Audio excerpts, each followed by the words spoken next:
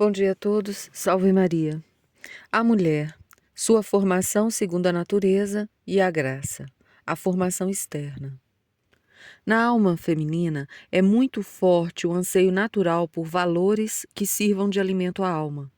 Ela é receptiva ao belo, entusiasma-se facilmente com a grandeza moral e, sobretudo, acessível aos valores terrestres mais elevados, que, induzíveis, aderem ao próprio ser da alma. Por isso, era certamente justificado que até poucos anos atrás a formação das moças reservasse um espaço bastante amplo para as matérias formadoras da afetividade, literatura, arte, história. Tenho a impressão de que naquele tempo as moças mais talentosas dos colégios femininos, tantas vezes desprezados, adquiriam realmente uma boa porção de formação. Naturalmente, não basta a recepção do material de formação. É necessário também que seja assimilado de maneira adequada para que possa contribuir para a formação da alma. Essa assimilação obedece a princípios da razão. De acordo com a estruturação do mundo externo e a escala dos valores e bens, cabe-lhes um lugar racionalmente definido na alma. Já que a alma deve ser formada e não deformada, é necessário que ela saiba comparar e distinguir, pesar e medir. Não adianta levá-la a um entusiasmo indefinido, a um estado de exaltação. O que ela realmente precisa é uma sensibilidade apurada e um juízo perspicaz. Pressupõe-se, portanto, um intelecto bem treinado, mesmo que o trabalho intelectual abstrato não seja o forte da média das mulheres e que a assimilação racional ainda não constitua a formação verdadeira. É inegável que o intelecto funciona como chave do reino espiritual, como olho do espírito que permite a entrada da luz na escuridão da alma. Na palestra sobre a vocação da mulher, que ela proferiu em Gás, Oda Schneider afirmou que a mulher basta amar e que a mulher basta amar e que ela não fica perguntando o que é e para quê. Nesta atitude se esconde o grande risco do desvio, da desorientação. Aquela palestra serviu para realçar a necessidade da orientação masculina. Mas isso não significa a supressão do próprio juízo e a vocação à dependência. O intelecto existe e ele pode e deve ser obrigado a funcionar.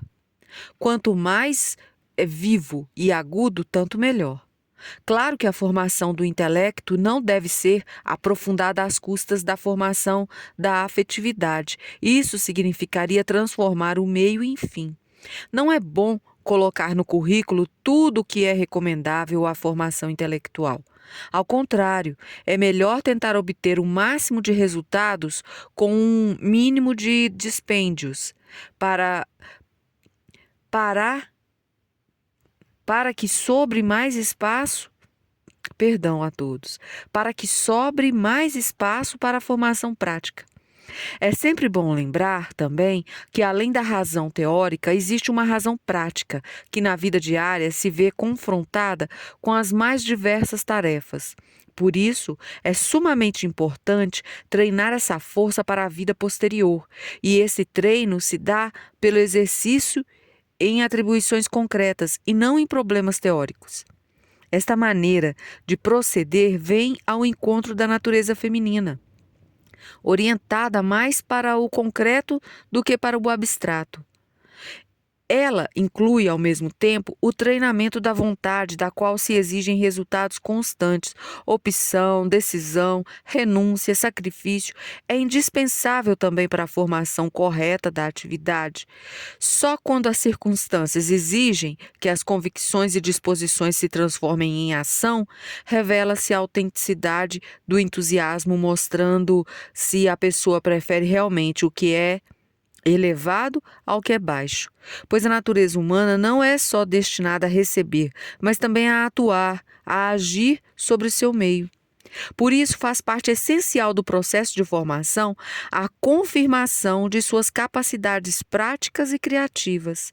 E, da maioria das mulheres, se exige competência prática para a vida diária. Só conseguiremos educar mulheres competentes, enérgicas, abnegadas, se as deixarmos agir já durante o tempo de escola. Para um plano de formação, já destacam-se, então, certas linhas básicas exigidas, tanto pela natureza quanto pela vocação da mulher. Seria necessário desfazer-se completamente da ideia de que a escola deve transmitir um extrato compendioso de todas as áreas a saber do nosso tempo. Mais vale a tentativa de educar pessoas que sejam suficientemente inteligentes e esforçadas para serem capazes de apropriar-se de qualquer matéria que venha a ser importante para ela. Por isso, pode-se reduzir bastante a matéria das assim chamadas coisas reais, bem como o tempo destinado à aprendizagem das línguas modernas em crianças que têm pouco talento para línguas. O intelecto deveria receber oportunidades suficientes para desenvolver-se, o que não dispensa o raciocínio abstrato. Dependendo do talento individual, poderia ser usado para este fim o recurso às línguas clássicas ou à matemática.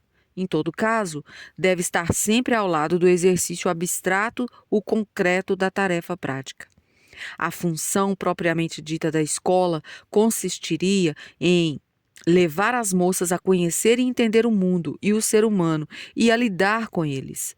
Vimos com toda clareza que o correto conhecimento das criaturas e o tratamento dado a elas só se tornam possíveis a partir de uma relação correta com o Criador. Voltamos, então, à convicção de que a parte mais importante da formação é a formação religiosa. A missão principal é a de facultar à criança o acesso a Deus.